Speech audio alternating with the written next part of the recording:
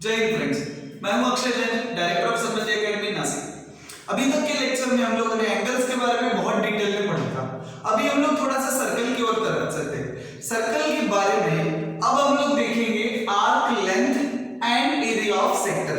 अभी सबसे पहले तो समझते हैं आर्क लेंथ वाला पार्ट। तो जैसे कि मैंने कंसीडर किया ये सर्कल, इस सर्कल में पूरे सर्कल का अगर मुझे सर्कमफेरेंस निकालना है, मतलब पूरा जो सर्कुलर आर्क है, जैसे मैं किसी बैंगल को कंसीडर करता हूं तो उसका जो भी आर्क है उसकी लेंथ अगर मुझे निकालनी है, which is known as circumference of circle, तो उसका फार्मूला मुझे पता है। क्या होता है formula? 2 pi r। Circumference of circle is 2 pi r। लेकिन अगर किसी ने मुझे कहा कि सिर्फ इतने आर्क का ही, जैसे यहां से ये रेडियस है और ये रेडियस है, तो ये दोनों रेडियस के बीच में ये जो आर्क दिया हुआ है यहां से यहां तक, ये वाला जो आर्क है, ये आर्क का अगर मुझे सिर्फ एरिया लेंथ फाइंड करनी है तो क्या कर सकते हैं? तो उसके बारे में भी आपको फार्मूला आएगा।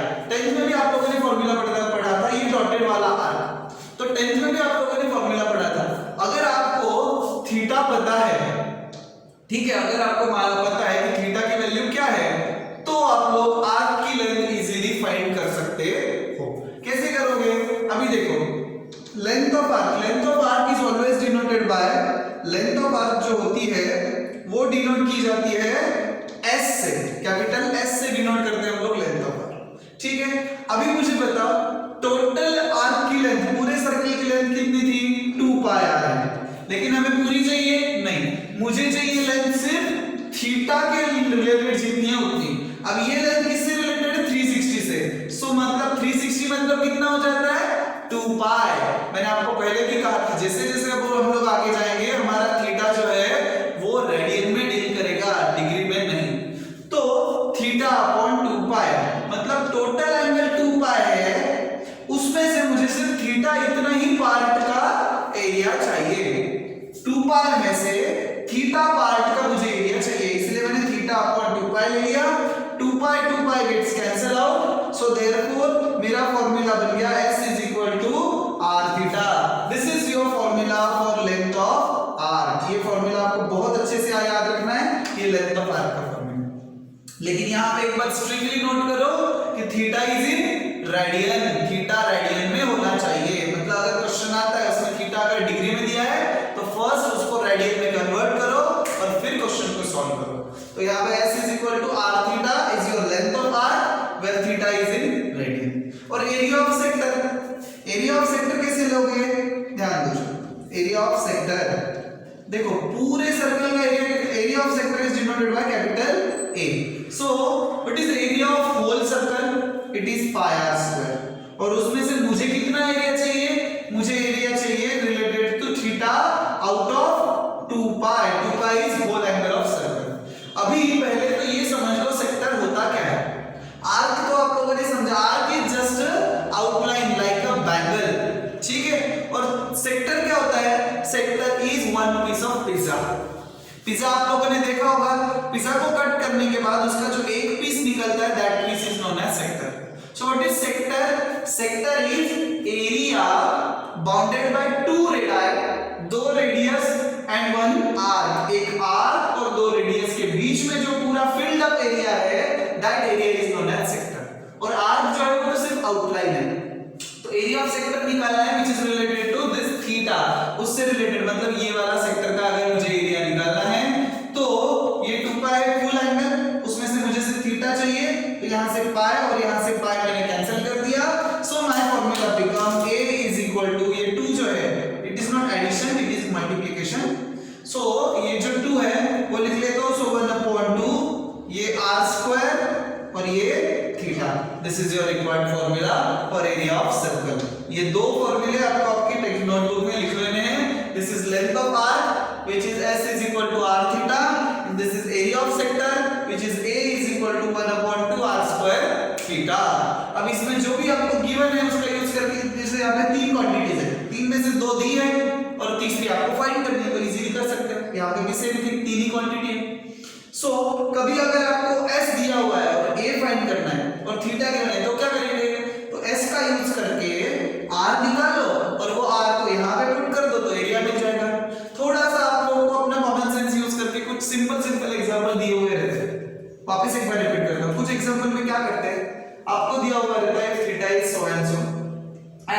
Length of arc is so and so. Find area of sector. अभी आप लोग सोचोगे एरिया ऑफ सेक्टर में आर स्क्वायर आर चाहिए, तो वो तो गिवन नहीं है, तो क्या करेंगे, तो पहले ये फॉर्मूला का यूज करो, उसका यूज करके एस गिवन है, थीटा गिवन है, तो आर फाइंड कर लो, उस आर की वैल्यू को उठाओ और यहाँ पे पुट कर दो, आपको एरिया ऑफ सेक्टर मिल जाएगा।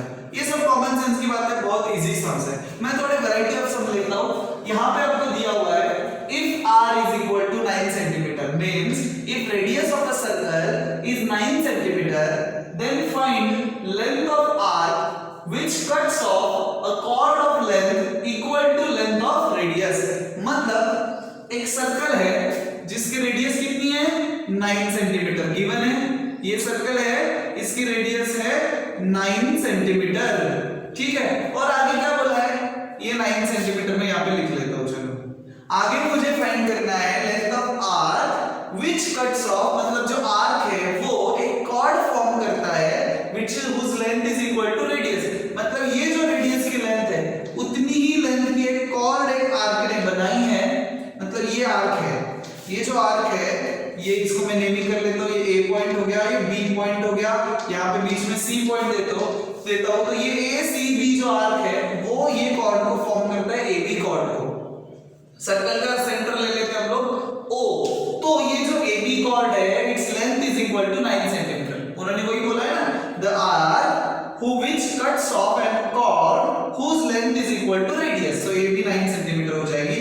इसको ट्रायंगल बना लेते हैं पूरा, तो ये भी क्या हो जाएगा 9, क्योंकि वो तो रेडियस ही है, everywhere all radius are equal. तो ये 9 ये 9 ये 9, सो ये हो जाएगा 9 सेंटीमीटर, ठीक है। अभी क्वेश्चन में आप लोग सोचोगे मुझे लेंथ ऑफ आर्क फाइंड करनी है, तो लेंथ ऑफ आर्क के फॉर्मूला में मुझे रेडियस चाहिए व्हिच इज गिवन, मुझे थीटा चाहिए which is not given, so what, but easy है। कैसे करेंगे, मुझे ये वाला एंगल चाहिए ना, तो ये वाला एंगल कैसे समझेगा, ये ट्रायंगल को ठीक से देखो, it is equilateral triangle and as it is equilateral triangle it's every angle is 60 degree.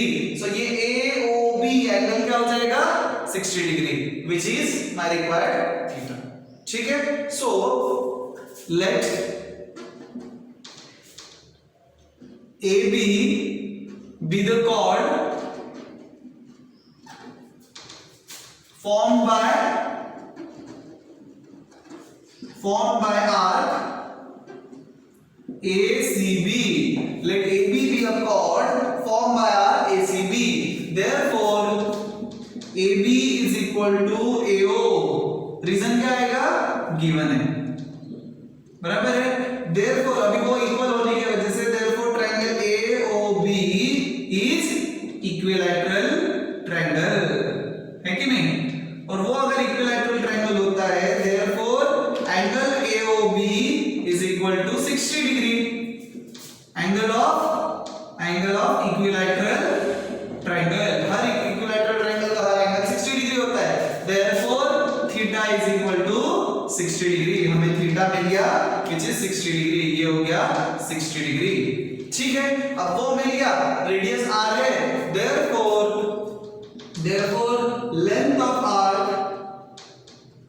length of arc ACB is equal to S is equal to r theta।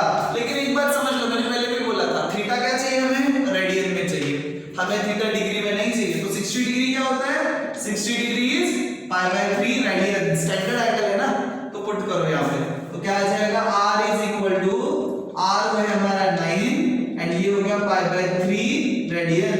So therefore s is equal to आ गया मेरा मतलब area of sorry length of arc ACB is equal to, ये 3 3s are 9, so it is equal to 3 pi centimetre. Unit लिखना compulsory है और unit जो radius का रहेगा वही यूनिट आर्क का रहेगा। क्या क्या एक बार रिपीट कर देता हूं, देखो उन्होंने बोला था जो आर्क है उसने ऐसी कॉर्ड सबटेंड कर दी उस length is equal to radius, therefore AB ये 9 हो गया, ये तो 9 है, ये तो 9 है बिकॉज़ वो होता है रेडियस, तो वो इक्विलैटरल ट्रायंगल हो गया, उसका एंगल 60 डिग्री हो गया which is theta and which is equal to π/3 radian. ये मैंने फर्स्ट लेक्चर में आपको समझाया था कि कैसे आता है। सो फिर हम लोगों ने डायरेक्ट फार्मूला में डाल दिया, जो रेडियस का यूनिट था वो यूनिट दे दिया, answer is 3 pi radian, 3 pi centimetre. अब आप लोग पूछोगे सर पाई की वैल्यू डालनी है कि नहीं डालनी है। अगर आपके एमसीक्यू वाला है थियरी क्वेश्चन के लिए ये आंसर सफिशिएंट है। अगर एमसीक्यू आता है और एमसीक्यू में अगर आंसर्स में अगर पॉइंट में दिया है तो फिर डाल दो पाई की वैल्यू, या तो 3.14 डाल दो या फिर 22/7 डाल दो, उसके हिसाब से जो आंसर निकलेगा वो दिया है तो वो ये दिया है तो well and good. But generally यहां तक ही रुकना काफी है, आगे का सॉल्व करने की जरूरत है नहीं, अगर एमसीक्यू है तो करना पड़ेगा। चलो आगे वाले क्वेश्चन में जाते हैं। क्या बोला है? Two arcs of same length subtend angles of 60 degree and 75 degree. Two arcs of same length subtend angles of 60 degree and 75 degree at centres of two circles. What is ratio of radius of two circle? दो circles है अलग अलग और दोनों में same length के arc subtend, दोनों ये जो एंगल्स है इनके वजह से जो आर्क फॉर्म हो रहे हैं उनकी लेंथ इक्वल है। दो अलग अलग सर्कल है तो पहले सर्कल निकाल लेते हैं। ये हो गया एक सर्कल और ये आ गया दूसरा सर्कल, ठीक है। अब दोनों छोटे मोटे हैं क्योंकि आर्क की लेंथ सेम है और एंगल बड़े अलग अलग है, तो यहाँ पे थोड़ा सा छोटा सर्कल निकाल लेते हैं हम लोग। ये एक सर्कल आ गया, ये एक सर्कल आ गया। अब यहाँ पे मैं एक एंगल ले लेता हूँ, कंसीडर कर लो ऐसा एंगल आ गया, ठीक है। और दूसरा आएगा 75 डिग्री का एंगल, सो वो ऐसे आएगा थोड़ा सा ज्यादा स्लेटेड, तो ये 60 डिग्री का हो गया और ये 75 डिग्री का हो गया। अब यहाँ पे जो आर्क की लेंथ है वो इक्वल है, मतलब ये वाला आर्क, ये जो मैंने डॉटेड किया और ये वाला डॉटेड आर्क, इन दोनों की लेंथ कैसी है? इक्वल है। लेकिन दोनों की रेडियस इक्वल रहेगी क्या? नहीं रह सकती, क्योंकि एंगल्स अलग अलग होने के बाद भी आर्क की लेंथ इक्वल है, मतलब आर जो है वो अलग अलग है। सो हियर देखो, इसको S1 दे देते हैं, ये S2 दे देते हैं, ठीक है। इसकी रेडियस हम लोग R1 ले लेते हैं, इसकी R2 ले लेते हैं, ठीक। और इसका θ1 इसका θ2 ले लेते हैं। तो here S1 is equal to S2 because arc length are equal. θ1 is equal to 60 degree and θ2 is equal to 75 degree, ठीक है। एंड हमें क्या फाइंड करना है? We have to find out R1 upon R2 is equal to what? Now we know that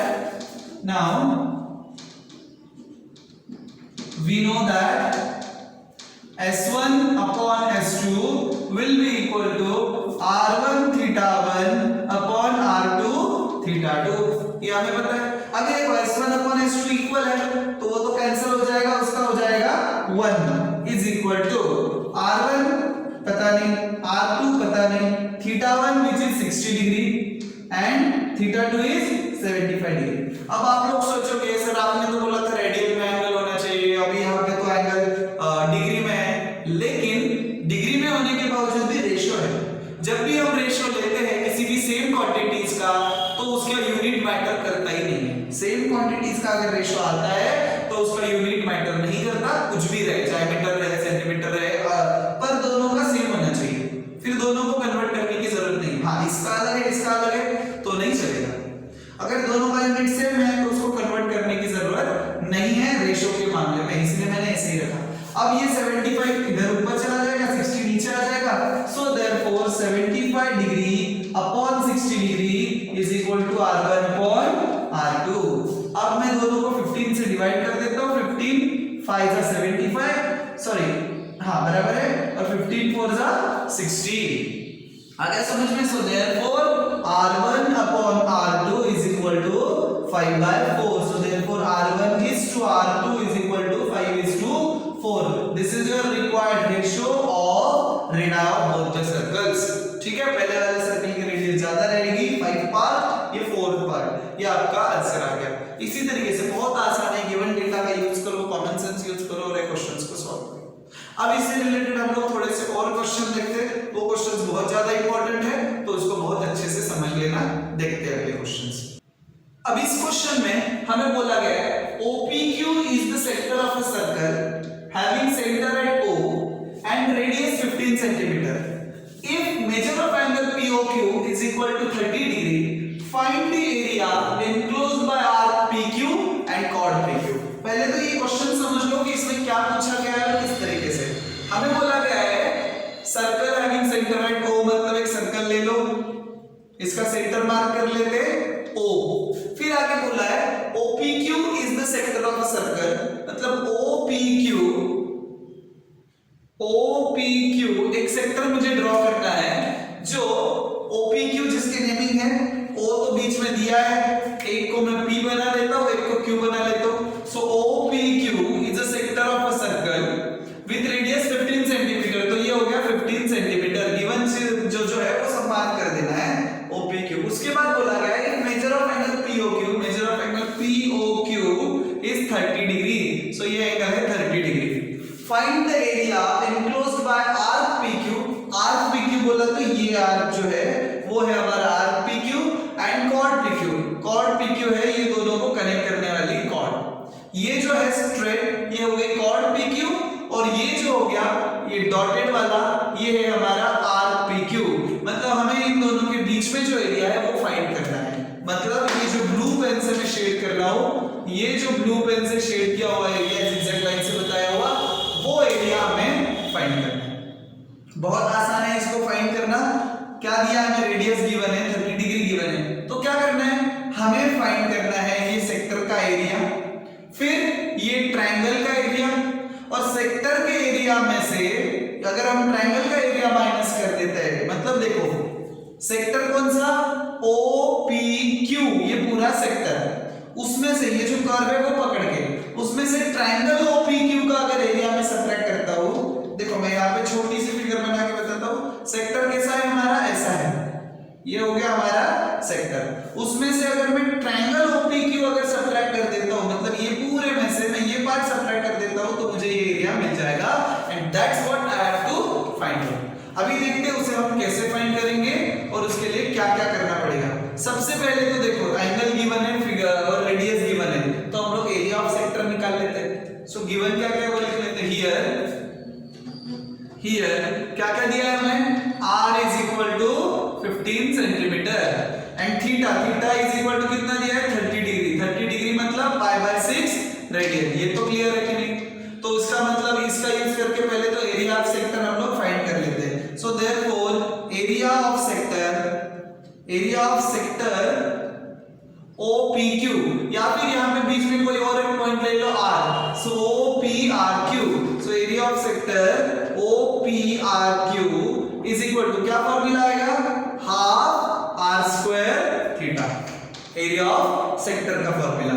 सो इसका use करके हम लोग निकाल लेते हैं एरिया ऑफ सेक्टर। क्या आएगा, हाफ R इज 15 तो उसका square and theta is π/6 radian.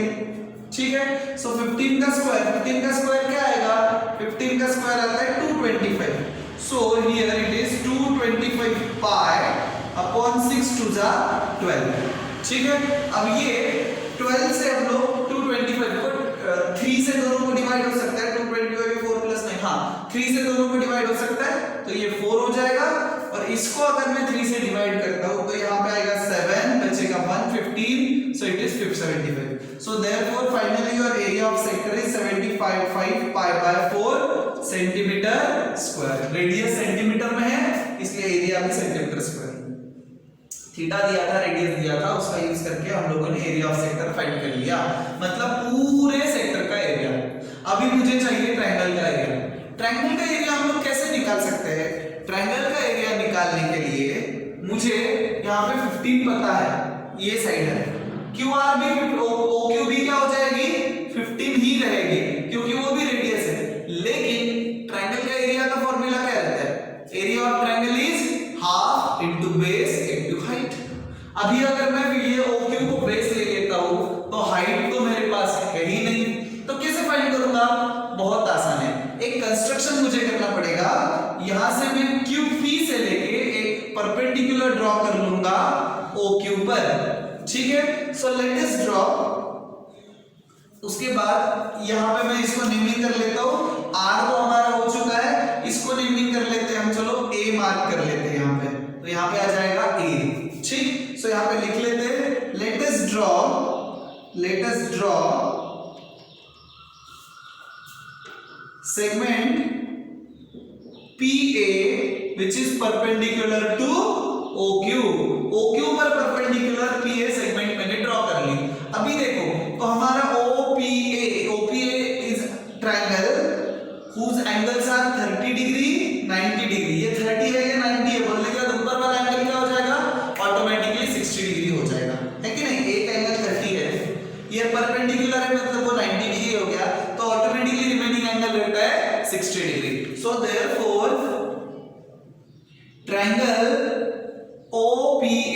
Triangle OPA is 30 60 90 triangle, 30 degree 60 degree 90 degree triangle. अब मैंने ये क्यों लिखा, क्योंकि ये एक स्पेशल टाइप का ट्रायंगल है। 30 60 90 जो ट्रायंगल रहता है उसमें रूल ऐसा है, आपको पता होगा, ये 10th में भी पढ़ाया जाता है, फिर भी मैं एक बार लिखवा देता हूं।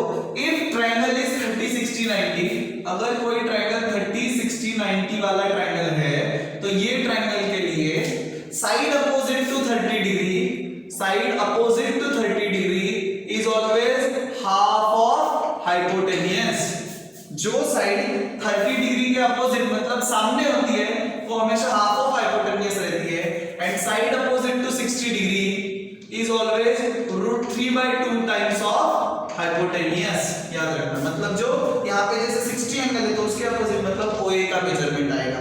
अभी फिलहाल मुझे चाहिए PA का मेजरमेंट, हाइट चाहिए मुझे PA which is opposite to 30 degree, so therefore PA is equal to, PA क्या है, PA is side opposite to 30 degree, so it is half of OP, half of OP। यहाँ पे आप लोग reason में लिख सकते हो साइड अपोजिट टू 30 डिग्री। ये जो PA है वो है साइड अपोजिट टू 30 डिग्री, और हाइपोटेनियस क्या है, OP जो है OPA ट्रायंगल के हाइपोटेनियस OP है, सो हाफ ऑफ हाइपोटेनियस, ये वाले फार्मूला का यूज किया है मैंने, तो उसका यूज करके therefore I get PA is equal to half of OP which is 15, so therefore मुझे मिल गया PA इज 15/2, सो ये हो गया 15/2। सो ये हो गई हाइट, ये OA OQ हो गया base, therefore area of triangle OPQ का एरिया क्या आ जाएगा, half into base is OQ into height is PA, half into base into height. अब वो वैल्यूज पुट करनी है हमें इसमें, तो ये half into base is OQ की वैल्यू क्या है 15, और PA क्या आ गया 15/2, so therefore ये 15 और 15, so आंसर क्या आ गया हमारा 225, 15 into 15 225 अपॉन 2 2 जा 4 सेंटीमीटर स्क्वायर, क्योंकि रेडियस जो है वो सेंटीमीटर में। ये हो गया एरिया ऑफ ट्रायंगल, ये हो गया area of sector. So therefore हमें कौन सा एरिया चाहिए, area enclosed by arc PQ and chord PQ, therefore area between arc PQ and chord PQ और ये कॉर्ड PQ, उन दोनों के बीच में का area, so is equal to chord PQ is equal to area of sector OPRQ minus area of triangle OPQ। आ रहा है समझ में? तो ये वैल्यूज पुट कर देता हूं मैं, सो देयरफॉर 75 पाई बाय 4 माइनस 225/4, ये हो गई हमारी वैल्यूज। अभी दोनों का डिनोमिनेटर 4 है, दोनों को 75 से डिवाइड हो सकता है, सो देयरफॉर 75/4 में कॉमन ले लेता हूं, तो यहां से बचेगा सिर्फ पाई और वहां से बचेगा 3, दिस इज योर आंसर। अब यहां पे अगर आप पाई की वैल्यू पुट करते हो फिर वो सॉल्व करते हो चलेगा, लेकिन यहां तक आंसर सफिशिएंट है, सिर्फ यूनिट सेंटीमीटर स्क्वायर लिखना हमें भूलना नहीं है, so this is your answer. यहां पे नीचे से एक बार अच्छे से लिख लेता हूं 75/4 पाई माइनस 3, पाई की वैल्यू पुट करके आप लोग करोगे चलेगा, वरना आंसर यहां तक सफिशिएंट है। Area which is between PQ arc PQ and chord PQ। अच्छे से समझ में आ गया? एक बार अच्छे से वापस बोल देता हूं, एरिया ऑफ सेक्टर तो बोला ही था, फिर क्या किया, ये जो ट्रायंगल था OPQ उसका एरिया फाइंड करने के लिए मैंने एक PA परपेंडिकुलर ड्रॉ किया। वो परपेंडिकुलर ड्रॉ करने से ये जो ट्रायंगल था वो बन गया 30 60 90 का ट्रायंगल। अब 30 60 90 के ट्रायंगल के रूल के हिसाब से side opposite to 30 which is PA which is height of that triangle becomes half of hypotenuse, ये रूल था, उसके हिसाब से मुझे हाइट मिल गई। हाइट का यूज करके मैंने एरिया ऑफ ट्रायंगल फाइंड कर लिया, फिर area of sector minus area of triangle is your required area of segment. इसको सेगमेंट बोला जाता है, उन्होंने सेगमेंट वर्ड यूज नहीं किया, पर ये सेगमेंट है PRQP, ये जो है वो सेगमेंट है। तो आपको क्वेश्चन ऐसा भी आ सकता है गाइस, यहाँ पे अच्छे से समझ लो, ये जो क्वेश्चन है ये 3 टाइप से पूछा जाता है लेकिन सॉल्यूशन सेम होता है। तो ये सबसे मेन पार्ट आप समझ लो, यहाँ पे यहाँ तक तो डेटा सेम देते हैं। फिर बोलते हैं find the area of segment PRQP, तो भी आप लोग का मेथड पूरा यही रहेगा। या फिर बोलेंगे find the difference between sector OPQ and triangle OPQ। क्या बोलेंगे? Find the difference between sector OPQ and triangle OPQ। उसमें भी आपको सेम ही करना है, ये this is difference between sector OPQ and triangle OPQ which is segment. ठीक है, तो ये क्वेश्चन किसी भी तरीके से पूछा जाए इसको करना ऐसे ही है। अभी देखो इसमें और एक वैरायटी ऐसी होगी, ये एंगल 30 डिग्री के बजाय 60 डिग्री दिया होगा। तो अगर ये एंगल 60 डिग्री होता है तो क्वेश्चन में ये 30 डिग्री लेना है आपको। तो वापस ड्रॉ तो ऐसे ही परपेंडिकुलर ड्रॉ कर लो, 60 के अपोजिट साइड √3/2 ऑफ हाइपोटेन्यूज ले लो, उसका यूज करके आपको हाइट मिल जाएगी, हाइट का यूज करके सॉल्व करना। तो 30 60 90 का तो डेटा दिया ही है। लेकिन अगर ये एंगल 30 डिग्री 60 डिग्री नहीं है, 45 डिग्री है, तो 45 डिग्री के मामले में भी रूल होता है कि साइड अपोजिट टू, मतलब ये 45 है तो ये भी 45 हो जाएगा क्योंकि ये 90 है। तो 45 45 90 का रूल ऐसा होता है कि इफ ट्रायंगल इज 45 45 90, अगर ट्रायंगल 45 45 90 का है then side opposite to side other than hypotenuse, मतलब दोनों साइड इक्वल रहते हैं, वो आइसोसेलेस ट्रायंगल हो जाता है।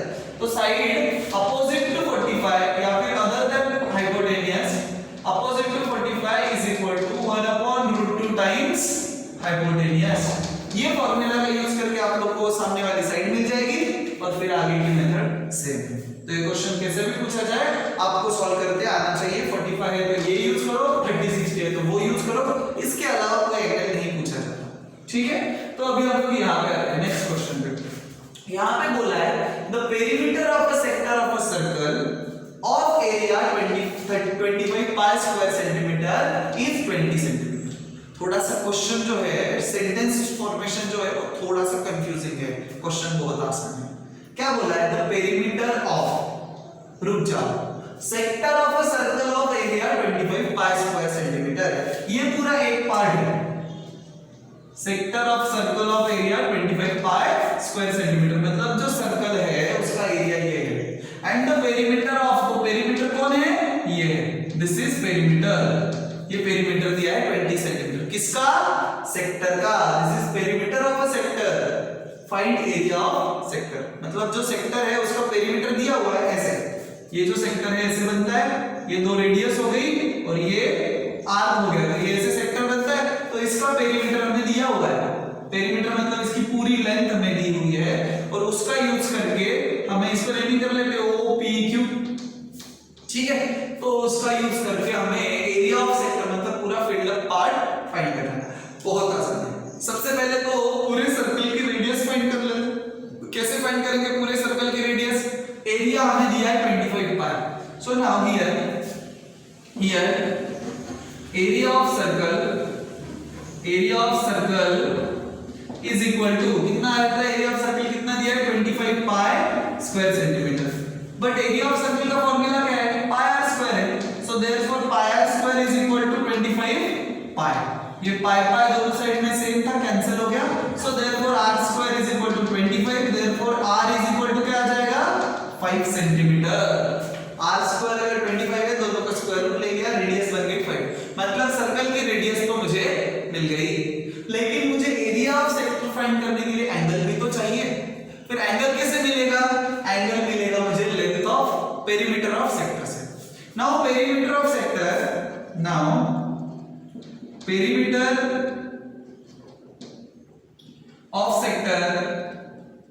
Is equal to, perimeter of sector क्या है? 20 है कि नहीं? देयरफॉर, लेकिन पेरीमीटर ऑफ सेक्टर कैसे बनेगा? OP plus r PQ plus r Q बराबर है। Therefore it is radius plus radius plus length of arc, radius plus radius plus length of arc, that is equal to perimeter of sector which is given as 20, तो radius कितनी है 5, therefore 5 plus radius again 5 plus length of arc क्या रहती है r theta which is equal to 20। ठीक है, अब ये दोनों 5 5 उधर जाके सब्ट्रैक्ट हो गए, सो देयरफॉर मुझे मिल गया r theta is equal to 20 minus 10, 5 plus 10, फिर r की वैल्यू फिर से डाल दो, so therefore 5 theta is equal to 10, तो 5 डिवाइड में चला गया, theta is equal to 2, but ये आएगा रेडियन में। कभी भी याद रखना फार्मूला मैंने वैसा यूज किया है ना, फार्मूला मैंने रेडियन का यूज किया है, तो थीटा भी मेरा रेडियन में ही आएगा व्हिच इज 2 रेडियन, जो 5 था वो डिवाइड में चला गया 10 को। आ गया समझ में? क्या किया मैंने, पेरीमीटर ऑफ सेक्टर में radius plus length of arc which is given as 20, तो उसको इक्वेट किया, फिर ये 5 5 रेडियस थी, उधर जाके सब्ट्रैक्ट हो गई 10 बचा, और यहाँ पे r थीटा है, r is 5 डिवाइड कर लिया तो 2 रेडियन इज योर थीटा। ठीक है, अब हमें एरिया ऑफ सेक्टर फाइंड करना है, रेडियस है थीटा है तो क्या मुश्किल है, therefore area of sector is equal to 1/2 r square theta, put करते हैं यहाँ पे value, so it is equal to half r square means 5 square and theta is 2 radian, 2 gets cancel out, answer is 25 centimeter square। आपके circle का area जो है वो 25 pi square centimetre है, और जो सेक्टर का एरिया है वो सिर्फ 25 सेंटीमीटर स्क्वायर है। ये अलग-अलग टाइप के दो एग्जांपल्स हो चुके हैं, ऐसे टाइप के और भी एग्जांपल टेक्स्ट बुक में दिया है, ऐसे टाइप का भी दिया है, उसमें डिफरेंस के फॉर्मेट में पूछा है, लेकिन करना यही है। ऐसे टाइप का भी क्वेश्चन पूछा है तो वो आप लोग टेक्स्ट बुक से सॉल्व करना।